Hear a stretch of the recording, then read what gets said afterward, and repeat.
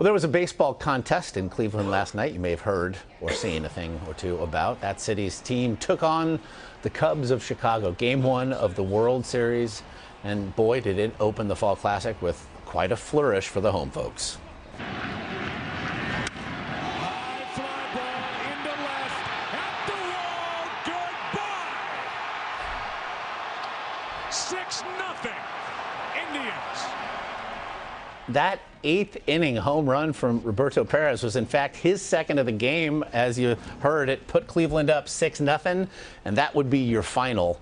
Jake Arrieta will face Trevor Bauer tonight in Game 2. Discuss then what we saw last night. Matt Snyder joins us, the CBS Sports writer, and joins us from his hotel room there in the fine city of Cleveland to discuss it all. Matt, we do appreciate the time, and I mentioned we saw him there, the unlikeliest of heroes, and there were some to choose from, emerged last night. A light-hitting catcher, no more. What'd you make of what you saw from him and the other inflection points in Game 1?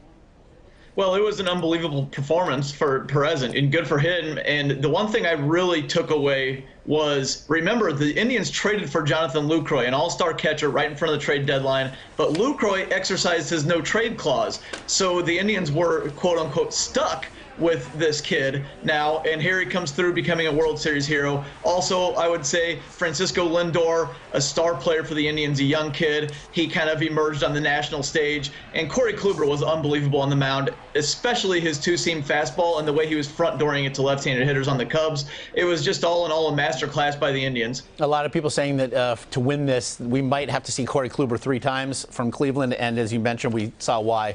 9 Ks over 6, 8 in the first 3 innings, etc. Record that had a sample size of over 1,500 games. So when you're doing something never before seen in baseball, it is quite something. And yet, first sign of trouble, and here comes Andrew Miller. What did you make of what we saw from the LCS MVP, both in getting into and then out of trouble?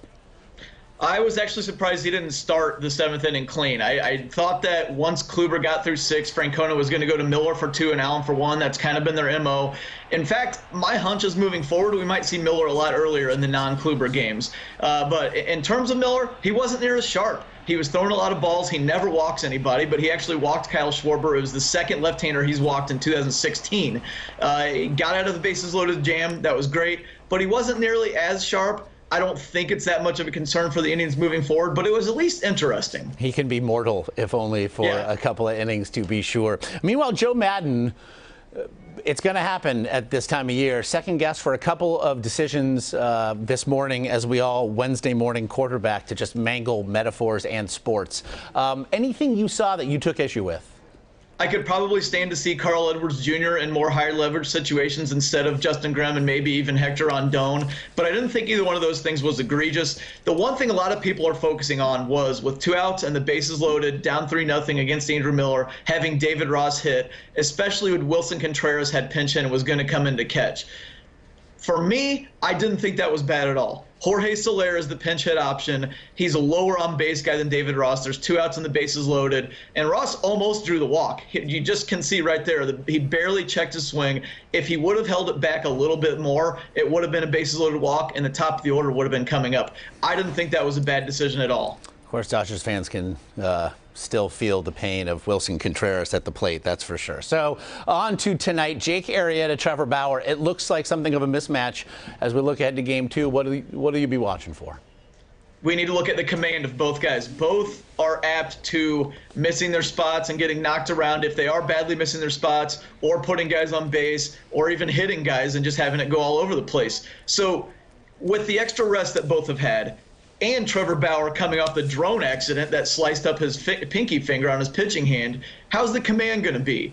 If Bauer's all over the place, the Cubs can really knock him around. If Arrieta's all over the place, the Indians are going to be able to draw a lot of walks and run. He's actually easier to steal on than John Lester, per the numbers of this season. So a lot of it is going to come down to who has the better command in the early innings. Cubs fans certainly happy to see a World Series game played at Wrigley for the first time in well, over a century. Perhaps not, though, if they are down 0-2. Matt Snyder of CBS Sports. Boy, do we appreciate the time.